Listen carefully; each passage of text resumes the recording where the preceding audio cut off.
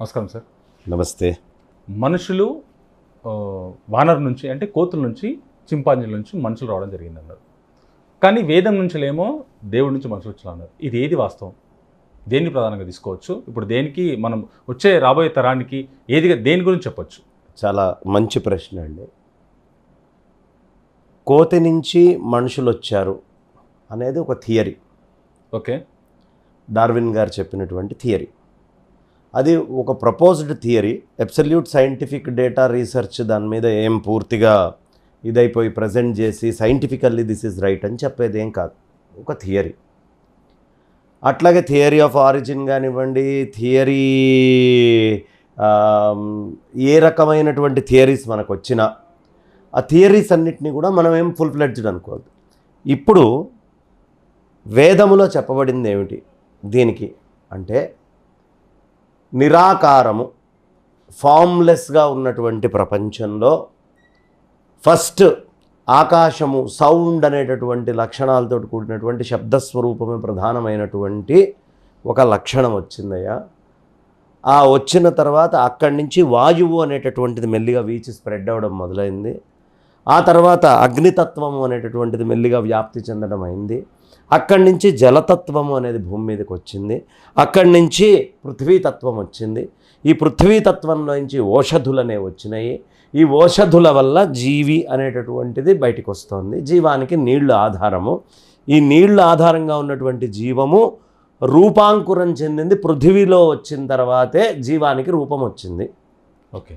నిరాకారము నుంచి సాకారము, ఇది థియరీ. పుట్టింది అన్నాం ఫర్ ఎగ్జాంపుల్ నీళ్లల్లో నుంచి పుట్టింది అనే శబ్దం వాడితే ఒక నిరాకార తత్వము సాకారంలోకి వచ్చి బయటకు వచ్చిందని, అంతేనా? ఓకే. అంతకుముందు లేనిది కొత్తగా వచ్చిందా, లేదు అంతకుముందు కనిపించకుండా ఎక్కడో స్తబ్దంగా ఉండేటటువంటిది ఆ జీవాకృతిని పొందిందా? ఇవి కూడా తెలియాలి కదా. ఇక్కడ మాకు చెప్పేటటువంటిది ఏంటంటే, నిరాకారమైనటువంటి తత్వము నుంచి ఆ శ్రీమన్నారాయణ తత్వము, నారాయణ తత్వము నుంచి నాభీకమలములోంచి వచ్చినటువంటి బ్రహ్మతత్వము, బ్రహ్మ నుంచి సృష్టి ఋషులు, దక్షులు, ఇవన్నీ కూడా జరిగింది సృష్టి క్రమము అనేది మాది కొన్ని లక్షల సంవత్సరాల నుంచి చెప్తున్నటువంటి సిద్ధాంతం. కాబట్టి థియరీస్గా ఉన్నంత దాకా ఆ థియరీ రైట్ అనుకోవచ్చు, ఈ థియరీ రైట్ అనుకోవచ్చు. అబ్సల్యూట్ సైంటిఫిక్ బ్యాక్డ్రాప్ లేదు. ఇంకొక రహస్యం ఏమిటి దీంట్లో తెలుసుకోవాల్సింది చెప్పండి. అంటే, ఇప్పటికి సైన్స్ థియరీస్ని చెప్పేటటువంటి స్థాయిలోనే ఉంది కానీ రుజువు చేసే స్థాయిలో లేదు. ఎందుకంటే జీవాన్ని సైన్స్ పుట్టిలే ఇప్పటిదాకా. ఆవు తినేటటువంటి గడ్డి మనకు తెలుసు కానీ గడ్డి పరకని సృష్టించినటువంటి ల్యాబ్ మనకు తెలియదు. ఒక గడ్డి పరకని సృష్టించిన ల్యాబ్ ఏదైనా మీకు తెలిస్తే చెప్పండి, నాకు తెలియదు. అంటే జీవాన్ని సృష్టి చేయనటువంటి, జీవము యొక్క మూల లక్షణం తెలుసుకొని జీవాన్ని పుట్టించలేనటువంటి వాళ్ళు అక్కడి నుంచి వచ్చినటువంటి థియరీ, జీవము నుంచే వస్తుంది అనే థియరీ వైదిక ధర్మాన్ని. Okay. Life comes from life comes from chemicals అంటుంది సైన్స్. కెమికల్స్ నుంచి సైన్స్ చెప్పినట్టుగా కనుక లైఫే వస్తే, ఒకవేళ కెమికల్సే లైఫ్కి మూలమైతే, ఒక చచ్చిపోయినటువంటి మనిషిలో బతికున్నటువంటి వాడిలో కెమికల్స్ అన్నీ సేమ్ ఉన్నాయి. ఏమైనా పొరపాటున తేడా ఉన్నా ఆ లిపిడ్స్, ఆ మాలిక్యూల్స్, ఆ కెమికల్స్ ఏవేవి అవసరమో ఆ ప్రోటీన్స్ అన్నీ కూడా మనం ఇద్దాం. ఎందుకు ఎంత మొత్తంలో ఇవన్నీ ఉన్నాయో కనుక్కోగలిగారు కదా ఇప్పుడు ల్యాబ్లో. మరి లైఫ్ ఎందుకు సృష్టించలేకపోతున్నారు? సో లైఫ్ అనేది ఇంకా పూర్తిగా సైన్స్కి కూడా అర్థం కాలేదు, థియరీస్లో ఉంది. ఇదే థియరీస్ ఇక్కడ కూడా చెప్పబడ్డాయి. సో థియరీస్గా ఉన్నప్పుడు ఎవరికి ఏది నచ్చితే అది నమ్మచ్చు. అబ్సల్యూట్ సైంటిఫిక్గా ఎవరైనా చెప్తే అవునండి ఇది రైటు, ఇది కాదు అని మనం వాదన చేసుకోవచ్చు. కాబట్టి వేద ధర్మం ప్రకారం మాకు చెప్పింది 100% నిజమే. సార్, వేద ధర్మం ప్రకారం చెప్పింది నిరాకారం నుంచి ఆకారం పుట్టింది అన్నారు. కానీ ఈరోజు కొంతమంది నాస్తికులు నిరాకారం లేదు, ఏం లేదు, ఓన్లీ ఆకారం మాత్రమే ఉందని మాట్లాడుతున్నారు. దీనికి ఏమంటారు మీరు? నిరాకారం లేకపోవడం ఏంటి? మరి చూపియండి అంటున్నారు కదా. చూపించండి. భగవంతుడు నిరాకారుడు. ఆకారం లేదు అన్నప్పుడు దాన్ని ఎవడు చూపిస్తాడు? చూపించండి నాకు ఆకాశాన్ని. మీ దేవుని మాకు చూపించంటారు మరి. కాదు, నాకు ఆకాశాన్ని చూపించండి. పంచభూతాలు నాకు అంటి ముందు ఉంది. ఇప్పుడు మీకు నాకు మధ్యలో ఉంది ఆకాశమే, స్పేస్. ఆకాశం అంటే స్పేస్. చూపించండి స్పేస్ని. పోనీ సైన్స్ ప్రకారమే మీరు ఇంత గట్టిగా అడిగారు కాబట్టి ఎలక్ట్రాన్ అనేటటువంటిది సైన్స్ చెప్తోంది కదా, నాకు చూపించండి ఎలక్ట్రాన్ని. మోస్ట్ అడ్వాన్స్డ్ ఎలక్ట్రానిక్ మైక్రోస్కోప్ని తీసుకొచ్చైనా ఎలక్ట్రాన్ని చూపించండి. ఇప్పటిదాకా ఎలక్ట్రాన్ని చూసిన సైంటిస్ట్ లేడు. మరి చూపించకుండా నమ్మేటైతే నాస్తికులు, ఎలక్ట్రాన్ని నమ్మకండి. ఎలా నమ్ముతారు ఎలక్ట్రాన్ని? ఎలక్ట్రాన్ని ఇప్పటిదాకా ఎవడు చూడలేదు కదా. కాబట్టి ఇవన్నీ కూడా కొంచెం వితండవాదనలాగా మాట్లాడుకోవడానికి పనికొస్తాయి తప్ప నేను అడిగేటటువంటి ప్రశ్నకి సమాధానం చెప్పడం చాలా కష్టం. అవును. ఎఫెక్ట్ని బట్టి ఎలక్ట్రాన్ అంటున్నారు మీరు, ఎఫెక్ట్ని బట్టి నేను పరమాత్మ అంటున్నాను. ఎలక్ట్రాన్ బట్టి పరమాత్మ అంటున్నారు మీరు. ఎఫెక్ట్, ఓకే, ఎఫెక్ట్ని బట్టి దాంట్లో వచ్చే ఎఫెక్ట్ ఏంటనే దాన్ని బట్టి అది ఎలక్ట్రాన్ అన్నారు. వేవ్ సిస్టాన్ని మీరు ఎలక్ట్రాన్ని చూడకుండా ఎలక్ట్రాన్ గురించి చాలా వర్ణించారు. నేను పరమాత్మ అనేటటువంటిది అనుభవిస్తున్నాను, దాని యొక్క తత్వం తెలుస్తోంది, నా కంటికి కూడా అది గోచరిస్తోంది, దాని ఎఫెక్ట్స్ నాకు తెలుస్తున్నాయి కాబట్టి నేను ఇది పరమాత్మ అంటాను. నాకు ఎలక్ట్రాన్ని చూపించిన నాడు పరమాత్మను చూపించమని ఎవరినైనా అడగమనండి, నేను చెప్తాను. ఓకే. నువ్వు చూసిందే నమ్ముతాను అన్నప్పుడు నువ్వు చూడనటువంటి దాన్ని నమ్మేది ఒకటి ఉంది, అది నాకేంటో చెప్పు అని అడుగుతున్నా. మరి ఇప్పుడు ఎగ్జాంపుల్ ఒక ఆరా అంటున్నాం. మనిషి దగ్గర ఒక ఆరా ఉంది, ఆవు దగ్గర ఒక ఆరా ఉంది, రకరకాల ఆరా ఉంది అని మనం అంటున్నాం. కానీ ఆరా లేదు, అదొక వైబ్రేషన్ లాంటిది మాత్రం వాళ్ళు అంటారు. ఇది కాదు, ఆరా అనేది బూటకం. పోనీ వాళ్ళనే వైబ్రేషన్నే ఆరా అనుకుందాం. ఇప్పుడు నేను మీకు ఒకటి చెప్తాను స్వామి, ఆరా అంటే ఏమిటి? మీరున్నారు, మీరు వేసి గోడకు కొట్టి ఒక పంచు కొడితే నాకంటే ఎక్కువ ఆర్పిఎం పవర్ తోటి మీరు కొడతారు. ఒకరు ఎక్కువ ఒకరు తక్కువ కొట్టచ్చు, అంతే. ఎక్కువ తక్కువ ఏమిటి? మనుషులందరూ ఒకటే ఉండాలి కదా. ఆరా లేదు, తొక్క శక్తి కూడా అంతే ఉండాలి కదా. ఎందుకు తేడాలు వస్తున్నాయి? ఓ ఏనుగు గుద్దితే గోడ పగులుతోందా? నేను గుద్దితే పగలట్లేదా?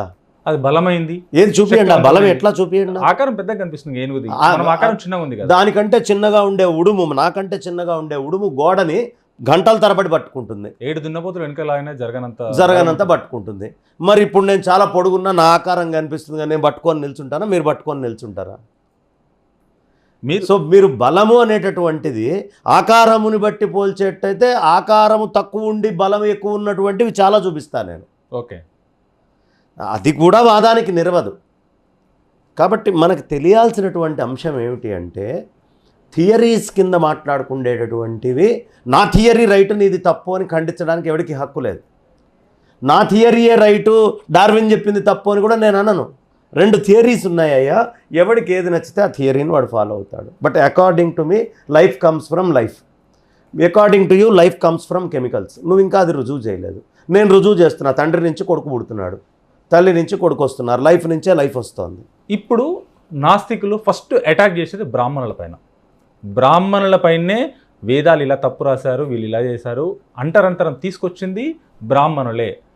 అంటే జంజం నుంచి, మడి నుంచి, దోతి నుంచి, ఉన్న దాని నుంచి ప్రతి దానికైనా నాస్తికులు తీసుకొచ్చేది బ్రాహ్మణులపైనే.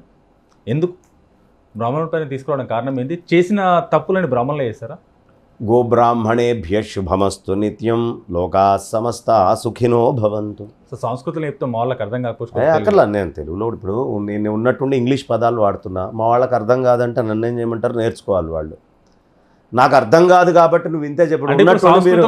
మీరు ఉన్నట్టుండి ఓ పిహెచ్డి క్లాస్కి వెళ్ళారు, మీరు 5వ క్లాస్ చదివి నేను పిహెచ్డి క్లాస్కి వెళ్ళి సార్ సైంటిఫిక్ టర్మ్స్ చెప్తే నాకు అర్థం కాదు వేరే చెప్పంటే ఎట్లా ఉంటుందో భాష ఇది. ఈ భాషలో ఏది దొరుకుతుందో దాన్ని చెప్తారు. ఓకే, ఇప్పుడు నాకు బైబుల్ ఎవరో తీసుకొచ్చి ఇది బైబుల్ అంటే పుస్తకం అని నాకు ఇచ్చాడు. ఈ బైబుల్కి ఆధారం ఏమిటయ్యా? హెబ్రూ భాష. హెబ్రూ నాకు రాదు కాబట్టి ఈ బైబుల్ పక్కన పడేయండి అని నేను అనను కదా. అది నువ్వు ట్రాన్స్లేట్ చేసి తెచ్చావు. అర్థం కానటువంటిది మూలం చెప్పి ట్రాన్స్లేట్ చేస్తా కొంచెం ఓపిక ఉంటే. ఓకే, ఎప్పటిదాకా అయితే ఈ భారతదేశంలో గోవు బ్రాహ్మణాలు అంటే వేదం, వేదాలను ఆశ్రయించినటువంటి వేదము యొక్క విషయం ఉంటుందో అప్పటిదాకా చక్కగా అంతా సుఖంగా ఉంటుంది. ఎందుకయ్యా అంటే ఈ బ్రాహ్మణాలు ఏం చెప్తున్నాయ్యా అంటే ఈ మొత్తము విశ్వమంతా విశ్వస్య కళ్యాణమస్తు అని కోరుకుంటాయి. తర్వాత మనం అందరము కూడా ఒకటే అయినటువంటి బిడ్డలము వసుధైవ కుటుంబము, ఈ మొత్తం భూమి మీద ఉన్నదంతా ఒక కుటుంబమే అని వసుధైవ కుటుంబం ఎంత గొప్ప మాట అండి అది. ఒకటే వసుధ మీద నివసిస్తున్నటువంటి ఒకటే అయినటువంటి కుటుంబం మనమంతా. ఇంత పెద్ద మాట ఎవరైనా చెప్పగలరా? ఈ మాటలన్నీ బ్రాహ్మణాల్లో నుంచి వచ్చినాయి. బ్రాహ్మణాలంటే వేదాలు. ఆ వేదాలే సర్వస్వము, మాకు ఇతరమైనటువంటి భోగాలొద్దు, నాకు మందొద్దయ్యా, నాకు మాంసం వద్దయ్యా, నాకు ఇతరమైనటువంటి కామ ప్రవృత్తులతో సంబంధించిన వద్దు, నాకు అనవసరమైన కోరికలు వద్దు, నాకు భిక్షాటన ఉంటే చాలు. ఈ వేదమంత్రాలను నేను నమ్ముకొని, ఈ వేదాన్ని నేను తీసుకొని, నా ఇంట్లో నేను ఒకవేళ ఎప్పుడైనా మడిగట్టుకొని ఉంటే నా భార్యను నేను ముట్టుకోను, నా పిల్లవాడిని నేను ముట్టుకోను, నా తల్లిని నేను ముట్టుకోను అని ఎవడైతే కూర్చొని ఆ దేవుడికి నైవేద్యం పెట్టిందాకా నేను ఎవ్వరిని అంటుకోను, నా కన్న కొడుకైనా మడిగా లేకపోతే అనే కాన్సెప్ట్ని సమాజంలోకి తీసుకెళ్ళి ఇంప్లై చేసి చూపిస్తున్నారు. ఎవరు చేస్తారు సార్ ఇది? సమాజంలో కోరి తీసుకెళ్ళి ఎవరు చేస్తారు? ఎవరికైతే వాళ్ళకి ప్రత్యేకమైనటువంటి ఆలోచనలు కోరికలు ఉంటాయో అలాంటి వాళ్ళు చేస్తారు. అంటే డీఫేమ్ చేసి గొడవ చేసి ఈ ధర్మంలోకి ఇతర ధర్మాలని చొప్పించాలి, లేదు అసలు ఈ దేవుడు అసత్యము అవాస్తవము అని రుజువు చేయాలి, ఎప్పటికప్పుడు గేలి చేయాలి అని ఎవరు లోకో చేయాలనుకుంటారో వాళ్ళు చేస్తూ ఉంటారు ఈ పని. మరి అంటరానితనం ఫస్ట్ తీసుకొచ్చింది బ్రాహ్మణులు అని చెప్పి ఎక్కడుంది? మీ దగ్గర ఉన్న ఆధారం చూపించండి నాకు, కాపీ. అంటే ఇప్పుడు మీరు ఎస్సీస్ ఎస్టీస్ అన్నారు. ఎస్సీస్ ఎస్టీస్లో కులాలు ఉన్నాయి. ఆ కులాల్లో ఒక కులం వాళ్ళు ఒక కులాన్ని అంటుకోరు కదా. బీసీల్లో కొంతమంది ఎస్సీల దగ్గరికి వెళ్ళరు కదా. బీసీల్లో కొన్ని కులాల దగ్గరికి వెళ్ళట్లేదు కదా. ఇప్పుడు బ్రాహ్మడు సృష్టి చేస్తే ఇదంతా బ్రాహ్మడే సృష్టి చేశాడనా? మొట్టమొదటిసారి అంటరానితనం సో బ్రాహ్మడిది సృష్టి చేస్తే సమాజం అంతా ఒప్పుకొని మేము రెడీ, మేము పాటిస్తామని చెప్పారా? అంటే ఒక గ్రామంలో ఏదైనా మంచి అయినా చెడైనా కనుక్కోవడానికి మొట్టమొదటిసారి వెళ్ళేది ఒక బ్రాహ్మణుడి దగ్గరికి కాదండి. అంటే ఆ బ్రాహ్మణుడు చెప్పింది ఆ గ్రామము 75% వింటుందని చెప్పేసి. ఎందుకు వింటుంది? బ్రాహ్మడు చెప్పింది ఎందుకు వింటుంది? ఇప్పుడు మీ దగ్గరకు వచ్చి ఇక్కడ నేను దుర్మార్గం చేస్తాను అని కూర్చున్నా అనుకోండి, 75% ఊరు నా మాట ఎందుకు వింటుందండి? ఇలా మొత్తం భారతదేశం అంతా ఎందుకు వింటుంది? అప్పుడు అలా స్టార్ట్ చేశారు కాబట్టి ఇప్పుడు ఇలా తయారైంది అంటున్నారు. కాదండి, ఎవడు స్టార్ట్ చేశాడు? నేను దానికి మీ దగ్గర ఏం అథెంటిసిటీ లేదు. ప్రతి వాళ్ళు ఏదో ఒకటి తీసుకొని టకటక చెప్పుకుంటూ వెళ్ళిపోతారు. ఈ సిస్టమ్స్ ఎలా పుట్టినాయి, ఏంటి, ఎందుకు నడిచినాయి ఎవరికి తెలియదు. సరైనటువంటి ఆధారాలు ఎక్కడా లేవు. ఇప్పుడు అంటే నేను ఒకవేళ ఒక థియరీ చెప్తే అన్ని కులాలు దీన్ని అంగీకరించినాయి అనుకోండి, టాప్ టు బాటం దాకా, తప్పు అందరిదా ఒక్కడిదా? అంగీకరించిన అందరిది తప్పు అవుతుందా, ఒకటిది అవుతుందా? అందరిది అవుతుంది కదా. అసలు వీడు చెప్పింది ఎక్కడ? వీడు చెప్పినటువంటి సూత్రాలు ఇవ్వండి. మరి గుళ్ళో కోసం రానివారు, గుళ్ళోకి గర్భగుళ్ళోకి రానివారు. అట్లా కాదు స్వామి. ఇప్పుడు నేనున్నాను, మొదటి నుంచి ఈ భారతదేశంలో వృత్తులుగా విభజించుకున్నారు. ఎవడి వృత్తి వాళ్ళు చేసుకునేవాళ్ళు. నేను విభజించుకోకుండా విభజించబడినవి అని మాట్లాడుతున్నాను. ఎట్లా విభజించబడినవి? ఆ కుటుంబంలో ఆ జీన్స్ తోటి ఉన్నారు కదా, మొదటి నుంచి వాళ్ళు అదే చేసుకుంటూ వెళ్తూ ఉన్నారు. భారతదేశం యొక్క ప్రత్యేకత ఏంటంటే ఎవరి మానాన వాళ్ళ వృత్తులు కుటుంబ వృత్తుల కింద మార్చుకున్నారు. ఆ కుటుంబ వృత్తులతో ఉన్నటువంటివన్నీ కులాల కింద మీరు చెప్తున్నారు. కుటుంబ వృత్తులవి. ఎవరి కుటుంబ వస్త్రాలు మేమే తయారు చేసుకుంటాం, మా కుమ్మరి కుండల విద్య మొత్తం నేనే నేర్చుకుంటా, నా కొడుక్కి నేను నేర్పించుకుంటా, నా మనవడికి నా బంధువర్గానికి ఈ విద్యను నేను నేర్పించుకుంటా. ఆ మొత్తం ఆ కుటుంబాల్లోనే ఉండేవి. ఆ ప్రొడక్షన్ అంతా ఆ కుటుంబాలే. ఎవడు కొనుక్కోవాలన్నా చచ్చినట్టు డోర్ మూసుకొని వాళ్ళ దగ్గరే కొనుక్కుండేవాళ్ళు. మిగతా అన్ని సెట్స్ అది బై బర్త్ వాళ్ళకి రిజర్వేషన్ కింద ఉండేది. బర్త్ రిజర్వేషన్ కింద దాన్ని తీసుకున్నారు వాళ్ళు. కాబట్టి కుటుంబ వృత్తులు అవి. ఇప్పుడు ఈ వృత్తులన్నీ డిజైన్ చేసింది కూడా బ్రాహ్మడేనా? అంటే ముందు నుంచి ఒక్కొక్కరు ఒక్కొక్క పని చేస్తారు. బట్టలు నేసేవాడు పద్మశాలి. పద్మశాలి అనే పదం ఇప్పుడు మీరు ఫస్ట్ పద్మశాలి పుట్టిందా, బట్టలు నేసేవాళ్ళు పుట్టారా? ఫస్ట్ బట్టలు నేసేవాడు పుట్టాడు, తర్వాత పద్మశాలి వచ్చింది, చాలా వాడు వచ్చాడు. ఎట్లా? మీకున్న ఆధారం ఏమిటి చెప్పండి? పూర్వాలు చెప్తున్నాయి కదా సార్. ఎక్కడ చెప్పండి, నాకు ఒక ఆధారం చెప్పండి. అంటే మన పూర్వీకులు చెప్తున్నారు మాకు. ఇప్పుడు అంటే బట్టలు నేసే వాళ్ళందరినీ పద్మశాలి చేసింది బ్రాహ్మడు, కుండలు తయారు చేసే వాళ్ళందరినీ కుమ్మరి వాళ్ళని చేసింది బ్రాహ్మడు. అంటే ఊరికి పెద్దవాళ్ళతో బ్రాహ్మణులు పక్కనే ఊరికి చేయాలి, మీరు ఇది చేయకూడదు, మీరు ఇది చేయాలి, ఇది చేయకూడదు, విభజించి ఎక్కడ లేదండి. మీరు మాట్లాడేదానికి ఆధారము లేదు. థియరీయే మీరు చెప్తోంది కూడా. అదే ఆధారం లేదని చెప్పేసి సైంటిఫిక్ థియరీ పోని అలాగే జరిగింది అనుకుందాం.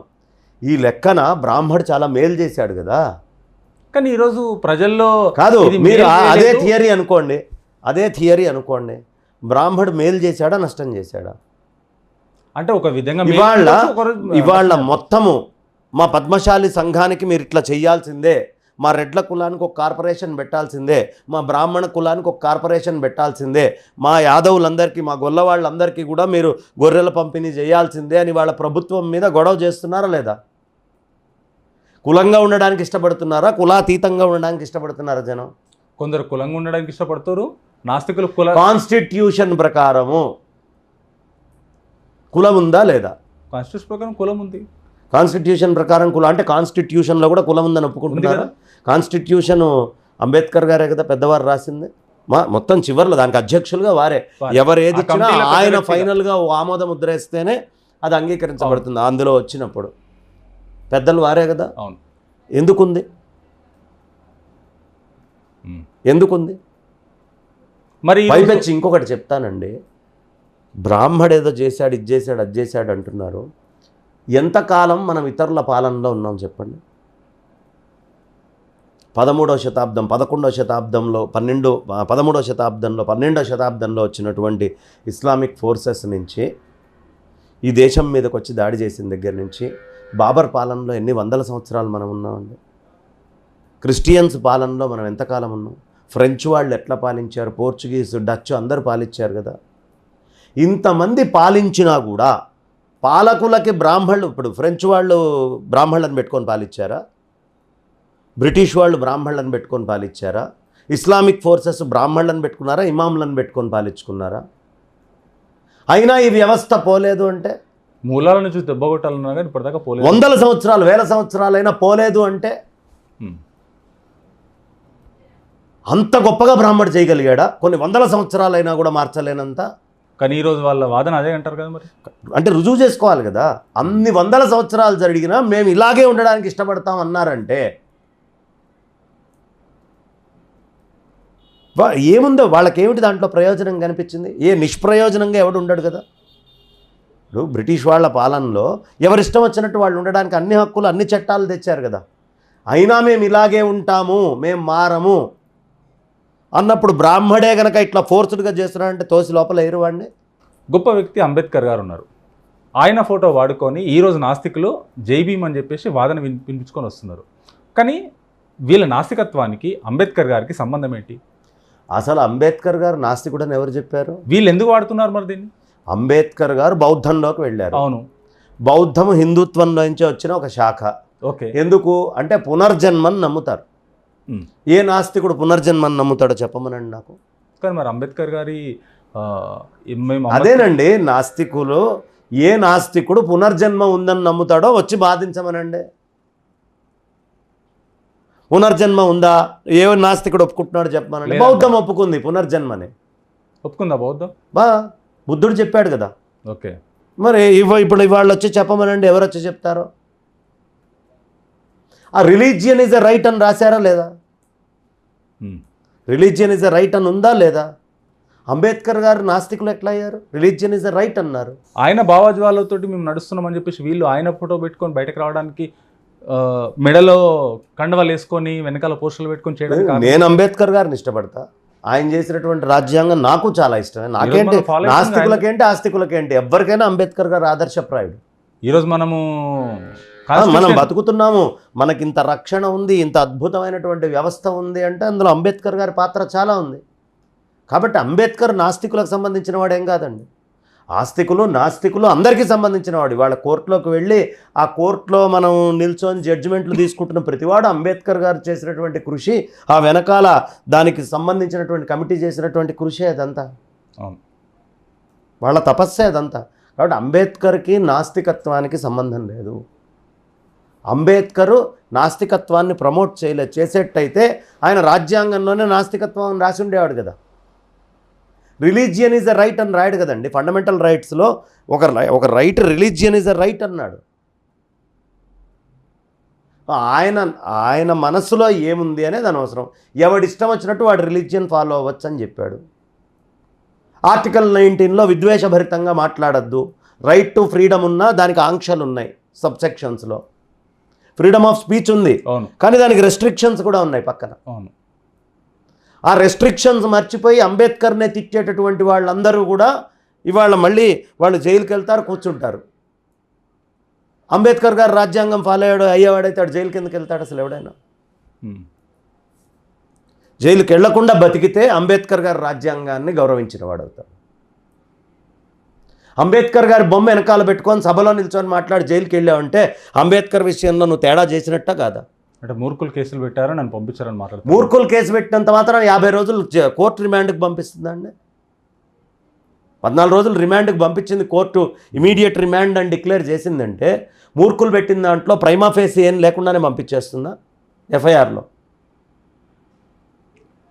సెక్షన్స్ వచ్చినాయి అంటే ఆ సెక్షన్స్లోకి అది ఫిట్ అయ్యేట్టుగా పోలీసు వాళ్ళు మూర్ఖులు పెట్టినంత మాత్రం సెక్షన్స్ రాసేస్తారా? అది జరగకపోతే జరిగిందని వాదన ఎప్పుడైతే ప్రూఫ్స్ ఉంటేనే వాళ్ళు కేసులు పెడతారు. అన్నీ అక్కడ దాకా ప్రైమా ఫేసీలో నువ్వు ఇన్వాల్వ్ అయ్యావని తేలింది కాబట్టే రాశారు. అంతే.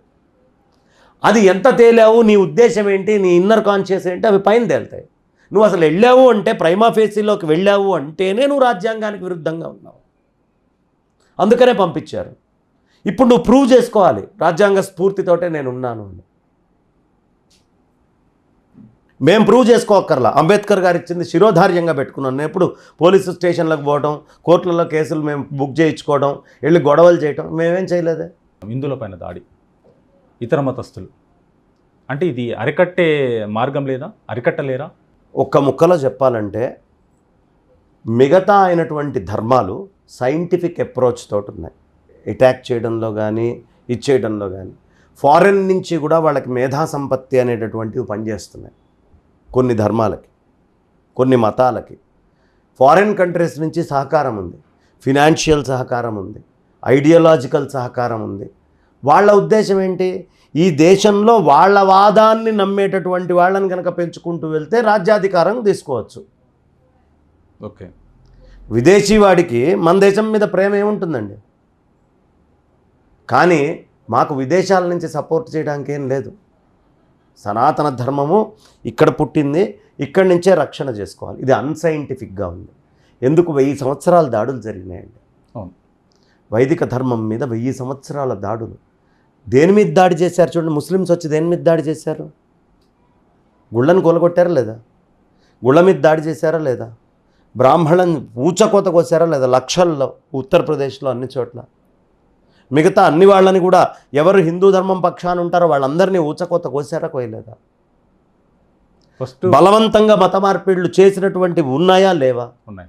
స్త్రీలని చెరబట్టుకొని ఎత్తుకెళ్ళిన ఉన్నాయా లేదా? పెళ్ళిళ్ళు చేసుకున్నవి, బట్టలిప్పి నగ్నంగా నడి రోడ్డు మీద ఆడిచ్చిన రోజులు కూడా ఉన్నాయి. అవి ఉన్నాయి. ఎక్కడెక్కడ? మన తెలంగాణలోనే జరిగినాయి. రజాకార్ల విషయం, రజాకార్ల మూమెంట్లో వాళ్ళు ఈ ధర్మాన్ని అటాక్ చేయడమే పనిగా పెట్టుకున్నారు. ఈ దేశాన్ని అటాక్ చేయాలనుకోలే వాళ్ళు. ఈ ధర్మాన్ని తొక్కుతూ వాళ్ళ యొక్క మతాన్ని ఇందులో ప్రాపగేట్ చేసుకుంటూ ఈ ధర్మం మీద పెత్తనం చేయాలి, ఈ దేశం మీద పెత్తనం చేయాలి. చేయనీయకుండా అడ్డుపడుతోంది ఏమిటి? ఈ ధర్మమే అడ్డం పడుతోంది వాళ్ళకి. అవునా? ఇవాళ ఒకటే ఒక చిన్న మాట, అక్కడి నుంచి పోపు గారు ఏదైనా చెప్తే ఇది మనందరి ధర్మం, మన సిద్ధాంతం అని చాలామంది తీసుకుంటారా, తీసుకోరా? ఆయన చెప్పాడు, ఇక నెక్స్ట్ సెంచరీ ఏషియాని మార్చడమే, యూరోప్ని మార్చేసాం, అయిపోయింది, ఇప్పుడు ఇక ఏషియా మీద చేయడమే అనగానే ఇక్కడ ఉన్న వాళ్ళందరూ ఏమనుకుంటారు? మంది కూడా మొత్తం క్రిస్టియన్ కంట్రీ అయిపోతుంది, క్యాథలిక్స్ ఏది ఆలోచిస్తే అదే ఆలోచిస్తాము అనే దీంట్లోకి వచ్చిందా, రాలేదా? చాలామంది భావజాలం అటు పోయింది కదా. ఇప్పుడు ఏమి జరుగుతోంది దీనివల్ల? ఈ రాజ్యము, ఈ రాజ్యాధికారములో ఇక్కడ ఉండే జనాలని ఎక్కడో ఉన్నటువంటి వ్యక్తి శాసిస్తున్నాడు. ఈ దేశముతోటి కానీ, ఈ మట్టితోటి కానీ, ఈ నీళ్లతోటి కానీ, ఇక్కడ ఉండే వనరులతోటి కానీ సంబంధం లేనటువంటి వ్యక్తి ఇక్కడ మనుషుల యొక్క ఆలోచన ఎలా ఉండాలో శాసిస్తున్నాడు. ఈ ధర్మం ఈ దేశంలోనే పుట్టింది. దీనికి బయట నుంచి వచ్చేవరో చెప్పాల్సిన అవసరం లేదు. సాక్ష్యాలు ఉన్నాయి, రుజువులు ఉన్నాయంటారా? ఉన్నాయిగా. ఈ దేశంలో ఎక్కడ పుట్టింది ఈ ధర్మం చెప్పండి నాకు. ఆర్యన్ ద్రవిడియన్ సిద్ధాంతం అంటారా? అదేగా చాలామంది ఇప్పుడు ఆర్యన్ ద్రవిడియను అక్కడి నుంచి ఇక్కడికి వచ్చారు. ఇదేగా మీరు అడిగింది. ఆర్యన్ ద్రవిడియన్ థియరీ అన్నారు దాన్ని కూడా. Okay, theory. వీళ్ళ లెక్క ప్రకారం ఏం చెప్తున్నారు? వాళ్ళు ఇష్టం వచ్చినట్టు వాడుకుంటారు ఈ థియరీని. ఇది రాసింది ఎవరు? Max Muller. ఓకే. అదే మ్యాక్స్ ముల్లర్ తన చివరి పుస్తకంలో సేమ్ ఆక్స్ఫర్డ్ యూనివర్సిటీలో నేను ఆరియన్ ద్రవిడియన్ థియరీ అనేది కల్పితమని రాశాడు. ఆ రోజు సభకు ఒక్కడు పోలా. మొదటి సభకి చాలామంది వెళ్ళారు ఈ థియరీని ప్రపోజ్ చేసేనాడు.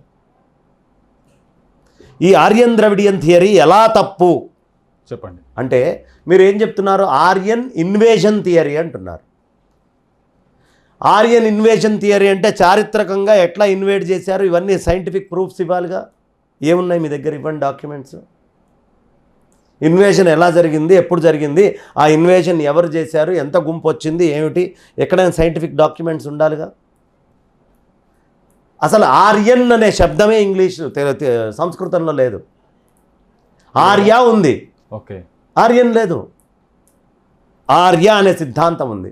ఈ ఆర్య అనే శబ్దము ఒకవేళ మీరు చెప్పినట్టుగా క్రీస్తు పూర్వం 1500 సంవత్సరాల ఆ ప్రాంతంలో వచ్చారు అట్నుంచి ఇటు అని చెప్తున్నారు. కానీ ఇదే దేశానికి సంబంధించినటువంటి సరస్వతి నది ఒడ్డు మీద మేము కూర్చున్నాం, అంబీంతమే నదీంతమే అని సరస్వతి అమ్మవారికి సంబంధించినటువంటిది ఋగ్వేద సూక్తాల్లో ఉంటుంది. ఆ సరస్వతి నది లుప్తమై 10,000 సంవత్సరాలైంది. 10,000 సంవత్సరాల క్రితం లుప్తమైనటువంటి నది గురించి ఈ ఆర్యులు ఎలా రాశారు అక్కడ కూర్చొని? లేదంటారా? ఎలా రాస్తారు చెప్పండి? లుప్తమైపోయింది కదా, ఎండిపోయిన నది గురించి వాళ్ళు ఎలా రాయగలిగారు? అది సైంటిఫిక్గా ఇప్పుడు ప్రూవ్ అయింది మొన్న. ఎస్, ఇక్కడ నది ఉండేది, సరస్వతి నది, ఈ నది లుప్తమైంది అని డీటెయిల్స్ ఇస్తున్నారుగా. పోనీ ఇంకా మాట్లాడదాం. 1500 సంవత్సరాల క్రితమే వస్తే ఈ రాఖీలో కానీ హరప్పా సొసైటీల్లో కానీ అందులో శివలింగాలు దొరుకుతున్నాయి కదా. ఇప్పుడు కూడా దొరుకుతున్నాయి కదా. చిన్న లింగాకారాల్లో స్వస్తిక్ బొమ్మలు హిందూ ధర్మానికి సంబంధించినవి దొరుకుతున్నాయి కదా. ఒకవేళ 1500 సంవత్సరాల బీసీలో మీ లెక్క ప్రకారం వస్తే హరప్పాలో లింగాలు ఎట్లా ఉన్నాయి, రాఖీలో లింగాలు ఎట్లా దొరుకుతున్నాయి? మీరు ఇచ్చిన డేటింగే తప్పు. డేటింగే తప్పు.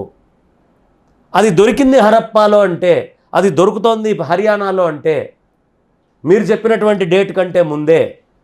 ఇప్పుడు దీనికి ఏం చెప్తారు మీరు? ఈ సివిలియన్స్ ఆ సొసైటీ మొత్తం హిందూ సొసైటీ అనే కదా. మీ థియరీ మొత్తం భ్రష్టు పట్టింది కదా. ఇక రామాయణంలో రావణాసురుణ్ణి వీళ్ళందరినీ తీసుకుంటారు. రావణాసురుణ్ణి మండోదరి పిలిచింది ఆర్యపుత్ర అని. రావణాసురుడు ద్రవిడుడు, రాముడు ఆర్యుడు అంటారు. రాముడు ఆర్యుడైతే రామాయణంలో వాల్మీకి మండోదరి రావణాసురుణ్ణి ఆర్యపుత్ర అని ఎందుకు రాస్తాడు ఆయన?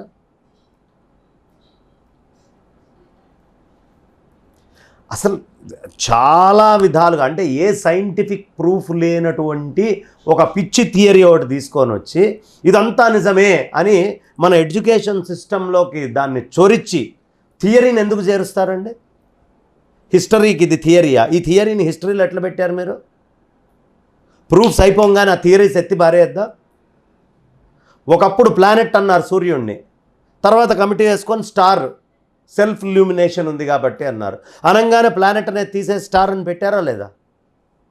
మరి హిస్టరీలో ప్రూవ్ కానటువంటిది, హిస్టారికల్గా రాంగ్ అని తెలిసినటువంటిది ఇంకా ఎందుకుంది? ఇంకొక రహస్యం చెప్తా, చెప్పండి. డేవిడ్ ఫ్రావ్లీ జైపూర్ డైలాగ్స్లో ఆయన నేను ఎవడైనా సరే వచ్చి ఆర్యన్ ద్రవిడియన్ థియరీని రుజువు చేస్తే 2 కోట్ల రూపాయలు డిపాజిట్ చేసి క్యాష్ ఇచ్చేస్తా అన్నాడు. ఇండియన్ అంబరీషా అని పిలుస్తారు ఆయన్ని. ఇప్పటికి ఎవడు లేడే ఆ థియరీని ప్రూవ్ చేసి డబ్బులు తీసుకెళ్ళినాడు. 2 కోట్లుంది. ఎవరైనా సరే ఆర్యన్ ద్రవిడియన్ థియరీని నాతోటి కూడా వాదనక్కర్లా, డైరెక్ట్గా లెటర్ రాసి జైపూర్ డైలాగ్స్కి వెళ్ళిపోయి మేము వాదనకు సిద్ధము, మీరు 2 కోట్లు మీరు డిపాజిట్ చేసుకోండి, మేము చెక్ తీసుకెళ్ళిపోవడమే పని అనమనండి. సభ మొత్తం కూడా వాళ్ళే ఏర్పాటు చేస్తారు. సభ మొత్తం కూడా వాళ్ళే ఏర్పాటు చేస్తారండి. దానికి అయ్యే ఖర్చులు కూడా ఎవడు ప్రూవ్ చేయగలడో రమ్మనండి, వచ్చి చేసి 2 కోట్లు తీసుకెళ్ళిపోవాలి. రాముడు సీతమ్మ తల్లిని అగ్నిప్రవేశం చేయించడం తప్పు. ఏ ఆ స్త్రీనైనా సరే శ్రీమూర్తి అన్నప్పుడు అగ్నిప్రవేశం చేయించడం తప్పు. ఎవరు రాముడు అగ్నిప్రవేశం చేయమన్నాడని రామాయణంలో ఎక్కడ చూపించండి. లేదు, మరి అగ్నిప్రవేశం చేస్తున్నా ఆపొచ్చు కదా, ఎందుకు చూపించండి అంటున్నా. రాముడు చేయమన్నాడని చూపించండి. మరి అగ్నిప్రవేశం ఎందుకు చేసింది? నిందపడ్డదాన్ని అగ్నిప్రవేశం చేసింది. నేను చెప్తా చెప్పండి. అగ్నిప్రవేశం చేస్తే మీ సైన్స్ ప్రకారం కాలిపోవాలా? ఆమె ఎలా తిరిగి బయటకు వచ్చింది? అంటే అంత శక్తి సంపన్నమైనటువంటి వాళ్ళు ఆ తపస్సులో ఉన్న వాళ్ళ గురించి మాట్లాడుతున్నాం. ఒకటి. 2 సీతా అమ్మవారు పంచవటిలో ఉంది. రావణాసురుడు వచ్చాడు. రావణాసురుడు ఎత్తుకొని వెళ్ళాడు. ఎత్తుకొని వెళ్ళినప్పుడు ఆమె ఏం చేసింది? లక్ష్మణ రేఖలోంచి వచ్చే అగ్నిని దాటిపోయింది. అగ్నిని దాటి వెళ్ళిందా? మళ్ళీ అగ్నిని దాటే తెచ్చుకున్నాడు. ఎప్పుడు భారతీయులు వివాహం కానీ ఫ్రెండ్షిప్, మీకు సుగ్రీవుడు రామచంద్రమూర్తి ఈ ఇద్దరికి ఫ్రెండ్షిప్ ఎట్లా చేశాడు తెలుసా ఆంజనేయ స్వామి? అక్కడున్న కట్టల్ని కాల్చేసి టక్కుమని మంట వేసి ఆ అగ్ని సాక్షిగా ఫ్రెండ్షిప్ చేశారు. వివాహం అగ్ని సాక్షిగా చేశారు. అగ్ని అనేటటువంటిది భారతీయులకు చాలా పవిత్రమైంది. ఈమె లంకకు వెళ్ళిన తర్వాత స్వచ్ఛందంగా ఆమె అగ్ని ప్రవేశం చేసి బయటకు వచ్చింది. లేదు, రాముడు చూడండి, మీరు వాల్మీకి రామాయణం తీసి చూడండి. ఆవిడ వెళ్ళి వచ్చింది బ్రహ్మాండంగా. దాన్ని ఏమిటి దోషం కింద చెప్తారు? ఆ తల్లి తిరిగి రాగలదనే ధైర్యం నా రాముడికి, మర్యాద పురుషోత్తముడైన రాముడికి ఉంది. రాముడు క్షత్రియుడా, భగవంతుడా, మానవుడా? అవతారం ప్రకారం మానవుడు. ఓకే. లోపల ఉండేటువంటి అంశ ఎవరిదయ్యా అంటే పరమాత్మది. ఓకే. ఉపాధి నేను రాక్షసుల్ని సంహరించి యుద్ధాలని చేసి రాజ్యాన్ని కాపాడుతాను అన్నాడు కాబట్టి క్షత్రియుడు. విష్ణుమూర్తి నుంచి రామావతారం. నాన్ వెజ్ తినకూడదు, కానీ రాముడు నాన్ వెజ్ తిన్నాడు. నాన్ వెజ్ తినకూడదని ఎవరు చెప్పారు? క్షత్రియుడు నాన్ వెజ్ తినచ్చు. విష్ణుమూర్తి అంశ కదా. విష్ణుమూర్తి అంశ అయితే నాన్ వెజ్ తినకూడదని ఎవరు చెప్పారండి? అంటే బ్రాహ్మణులు. క్షత్రియుడండి, సుక్షత్రియుడు. క్షత్రియుడు యుద్ధానికి వెళ్ళేవాడు ఏం పప్పన్నందిని కూర్చుంటాడే ఇంటి మూల? దేవుడు నాన్ వెజ్ తినకూడదు కదా సార్. మరి అది ఎక్కడుంది? మీరు ఏ పుస్తకంలో ఉందో నాకు చూపించండి, నాకు తెలియదు. అంటే బ్రాహ్మణులు అయితే మరి నాన్ వెజ్ తినకుండా దేవుడి దగ్గర. బ్రాహ్మణుడు తినడు, వీడు తపస్సు చేసుకుంటున్నాడు. వీడి యొక్క ఈ విధి వేరు. వీడు దేవుణ్ణి పొందాలనుకోవడానికి ఒక దారి వీడు ఎంచుకున్నాడు. ఆయన ఒక దారి ఎంచుకున్నాడు. క్షాత్రంతో వెళ్తున్నాడు. క్షాత్రంతో వెళ్ళేటప్పుడు తీసుకుంటారు. క్షత్రియుడు తీసుకోకూడదని ఎవరు చెప్పారు రూలు? ఓకే. క్షత్రియుడు మాంసం తింటాడండి. కానీ పైపెచ్చు త్రేతాయుగములో బ్రాహ్మణులు కూడా మాంసం తీసుకునేవాడు. త్రేతాయుగంలో. మరి కలియుగంలో పనికిరాదని చెప్పారు. ఎందుకు? కలవు పరాశర స్మృతి. కలియుగంలో అందరూ మన ధర్మం కాదు. కలిలో పరాశర స్మృతి. పరాశరుల వారు వద్దు, కలియుగంలో మీ శక్తి భగవంతుని పొందడానికి అది తిని అరిగించుకొని ఆ నిజ సత్వగుణాలతో ఉండగలిగేటటువంటి మానసిక సత్తా బలం మీకు లేదు. కాబట్టి మనస్సుని ప్రశాంతంగా ఉంచుకోవడానికి, వేదాలను చదవడానికి యోగ్యంగా ఉంచుకోవడానికి మలుచుకోండి, తినకండి అన్నారు. అందరినీ తినొద్దని చెప్పలా. మద్యము నుంచి, మాంసము నుంచి, వ్యభిచారాల నుంచి బ్రాహ్మణ్ణి దూరం ఉండి నువ్వు తపస్సు అనుష్ఠానమే చేసుకో. డబ్బులు కూడబెట్టుకుంటూ కూర్చో, ఒక భిక్షాటన చెయ్యి, ఏదొస్తే దాంతో బతుకో. కానీ ఇప్పుడు అలా ఎవరు లేరు కదా సార్. మరి ఎందుకు ఉండాలి? కాన్స్టిట్యూషన్ వచ్చి కాన్స్టిట్యూషన్ ఫాలో అవుతుంటే మళ్ళీ అట్లా ఉండమంటే? అఘోరాల శ్మశానాల దగ్గర కూర్చొని సాధన చేయడం దేనికి? రకరకాలుగా శివాల మీద కూర్చొని సాధన చేయడం దేనికి? బ్రాహ్మణులు ఇలా చేస్తున్నారు, చేతబడి చేయడం కూడా ఇది దేనికి? ఇవన్నీ మంత్రబలం, అన్నీ మంత్రమే. 2 విధాలు వేరు. ఏమీ లేదండి. హిట్లరు అటామిక్ నాలెడ్జ్ని తీసుకొని వెళ్ళి జపాన్ని నాశనం చేశాడు. అదే అటామిక్ థియరీ తోటి అద్భుతంగా లైట్లు ఇస్తున్నారు, కరెంట్ ఇస్తున్నారు, అవసరమైనటువంటి చాలా సదుపాయాలు దాని నుంచి చేస్తున్నారు. 2 సైన్సేగా. ఒకే సైన్స్ డిస్ట్రక్షన్, కన్స్ట్రక్షన్ ఎందుకు చేస్తుందంటే అది సైన్స్ అయితే అందులో నిజమైన సత్తా ఉంటే 2 చేయగలదు. ఇక ప్రయాణాలు వేరు. ఖచ్చితంగా ఒకడు ఈత కొట్టుకుంటూ పోతాడు నది దాటాలంటే, వాడు పడవ మీద పోతాడు, వాడు దాన్ని ఫ్లైట్ తీసుకొని ఎగురుకుంటూ అవతల పక్కకు పోతాడు. ఎవడి మార్గం వాడిది. ఏదైనా లక్ష్యం అక్కడికి చేరటమే. నాకు ఇది ఇష్టమయ్యా, నేను ఈత కొడతాను అన్నాడు ఒక పోలీస్ ఆఫీసర్, చాలా పెద్ద ఆయన, శ్రీలంక నుంచి ఇండియా దాకా ఈత కొట్టుకుంటూ వచ్చాడు సముద్రంలో ఆగకుండా. ఆయన ఆ మార్గం ఎంచుకున్నాడు. అది తప్పంటే అది ఒక కరేజియస్ మార్గం. ఓడు ఫ్లైట్లో నాకు అంత ఓపిక లేదంటే వచ్చేస్తా అన్నాడు. ఓడు షిప్లో వస్తా అన్నాడు. ఓడు మ్యాన్మేడ్ బ్రిడ్జ్ తయారు చేసుకుంటున్నామంటే ఆ బ్రిడ్జ్ మీద నుంచి నేను వస్తానంటాడు నడుచుకుంటూ. ఎవడి మార్గం వాడిదండి. మార్గాలు అనేకం ఉంటాయి. ఇప్పుడు ఏ విద్యలో అయినా ఏ మార్గం లేదు, నేను చెప్పే ఇది ఒక్కటే నిజం అనేది విద్యే కాదు. 10 రకాలు ఉంటేనే దాన్ని విద్య అంటారు. అన్ని విద్యలు అందులోనే ఉంటాయి. నువ్వు ఎలా వాడుకుంటావు, నీకేం కావాలో నీ ఇష్టం. ఓకే. కరెంటు లోపలికి ఇంట్లోకి వస్తుంది. ఆ కరెంటును నువ్వు ఏసీకి పెట్టుకుంటావా? కరెంటుని ఇంటి దాకా ఇచ్చేదే గవర్నమెంట్ యొక్క బాధ్యత. దీన్ని నేను ఏసీకి పెట్టుకుంటాను, నేను లైట్కి పెట్టుకుంటాను, నేను ఫ్యాన్కి పెట్టుకుంటాను, ఫ్రిడ్జ్కి పెట్టుకుంటాను, అది నీ పర్సనల్ ఇంట్రెస్ట్. ఓన్లీ చిన్న బల్బే పెట్టుకుంటాను, పర్సనల్. దాన్ని బట్టి మీ ఛార్జింగ్, మీ రేటింగ్, మీ వాల్యూ ఉంటుంది. ఇది ఒక ఎనర్జీ సోర్స్. ఆ ఎనర్జీని ఎలా వాడుకోవచ్చు అనేది చెప్పారు. ఎవడి శక్తి, ఎవడి ఇష్టం వచ్చినట్టు వాడు ఆ ఎనర్జీని వాడుకుంటున్నాడు, వాడు వెళ్తున్నాడు. ఒక చెట్టు నుంచి చింతకాయ కొడితే కూడా సరిగా రాలదు, కానీ మంత్రంతో చింతకాయలు రాలుతాయా, చెట్టు కూడా కాలిపోతుందని చెప్పేసి కొంతమంది ఓ చెట్టు నుంచి కొడితే టక్కని రాలదు, కానీ ఓ రిమోట్ నుంచి ఇక్కడ నొక్కితే అక్కడ టీవీ మారుతోంది. సెన్సార్.